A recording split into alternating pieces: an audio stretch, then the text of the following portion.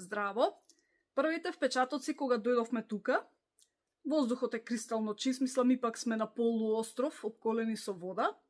Чистотата, нема шанси да видите ѓубре негде. Најмалку од пушоци од цигари, затоа што ипак е нешто што е забрането со закон и казната е многу голема, достигнува и до $2000. Буквално, доколку живеете во зграда и може да има забрана за да пушите дури и да пушите цигари дури и на тераса, мора да излезете надвор од зградата на стрикно обележано место, бидејќи имаат право да ви сврлат, доколку не го почитувате тоа правило. Друга работа што за нас е можеби една од најбитните е школскиот превоз. Тоа е толку добро организирано. Ќе правам посебно видео затоа што навистина има што да се каже во врска со училиштата тука. И безбедноста е на прво место. Доколку живеете на 1,5 километар или повеќе, во зависност од тоа дали станува збор за основно или средно училиште, вас ви следи бесплатен школски превоз за децата. Во радиус од некој километар, мислам дека, на пешачките премини стојат луѓе чија должност е да им помогнат на децата безбедно да ги преминат улиците. Со нив имаат стоп знак и доколку доаѓаат возила, а некоја особа сака да помине улица, без разлика дали е дете, може и да е и возрасен човек, додека се они таму имаат должност да излезат на пешачкиот премин со кренат стоп знак и да ги застанат колите. Сега, доколку во случај таа особа поради X причини не дојде дента, значи они стојат наутро пред почеток на училиште и попладне, после училиште, доаѓа полиција на нивно место и полицијата го регулира сето тоа. Следно нешто што не можеше да не падне во очи е тоа дека нема да видите улично куче или маче. Нема шанси. Единствени животни што може да ги видите по улиците се најмногу срни, верверички, ракуни, дабари, волци, во зависност од тоа каде се наоѓате, и можеби и мечки. Прв пат претходната година се случи да, до сега неам чуено за друг случај, се случи да дојде мечка и тоа во училиштето каде што учеа нашите деца. Среќа беше недела ден и веднаш беа превземени сите безбедносни мерки за заштита на децата следниот ден. Низ градот може да се видат доста надписи со кои што се замалуваат граѓаните да не ги хранат дивите животни, посебно срните, најмногу поради нивната безбедност, затоа што срните едноставно не е добро за нивното здравје да јадат човечка храна. Дури мислам дека тоа по парковите е забрането. Ние кога дојдовме веќе беше зима и кога имаше известување за снег, обавезно се фрлаше сол. Значи, буквално се фрла сол на тротоарите, на паркинзите, на улиците и тоа се фрла многу сол. Затоа и се препорачува пред почеток на зимото да се однесат колите на заштита. Заштитата е против рѓосување.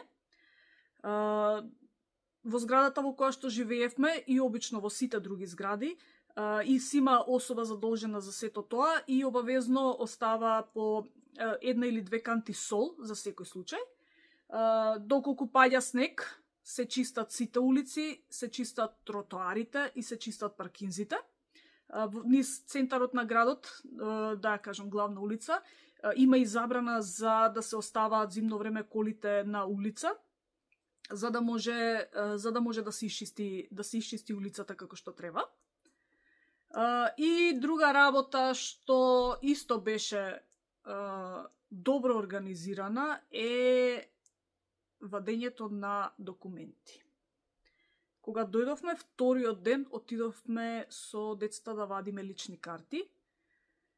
Влегувате внатре, ве прашуваат за што сте дојдени, ви даваат ливче, бројче ви даваат, па не чекавме повеќе од 5 минути и завршивме работа за некои си 15 до 20 минути со тоа што требаше да пополнуваме документација и не сликаа на лице место четворицата, секој си се потпиша за себе и без разлика што децата се малолетни мораа самите да се потпишат и едноставно ви кажуваат документите ќе ви пристигнат на домашна адреса во рок од 2 недели.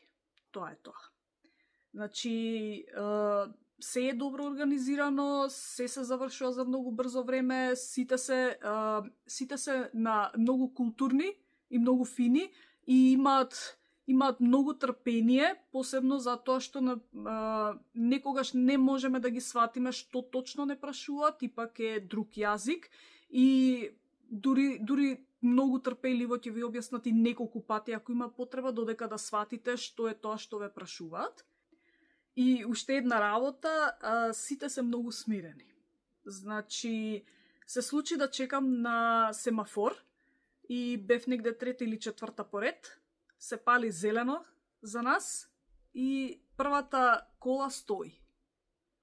Значи, дали нешто особата се занесе нешто ли, се замисли, не знам, не примети дека е зелено, никој не свирна, никој не излезе, никој не се развика, значи едноставно сите чекавме, се затвори семафорот, повторно никој не изреагира и потоа нормално особата очигледно примети што направи, следниот пат веќе тргна. Нема брзање, нема се вози 50 е дозволено, се вози 50, буквално имате право доколку некој ви се лепи или, не знам, ве вознемирува со неговото возење, имате право да се јавите во полиција и да го пријавите и веднаш ќе реагираат на сето тоа. И после неколку месеци нормално пролет иде, лето иде.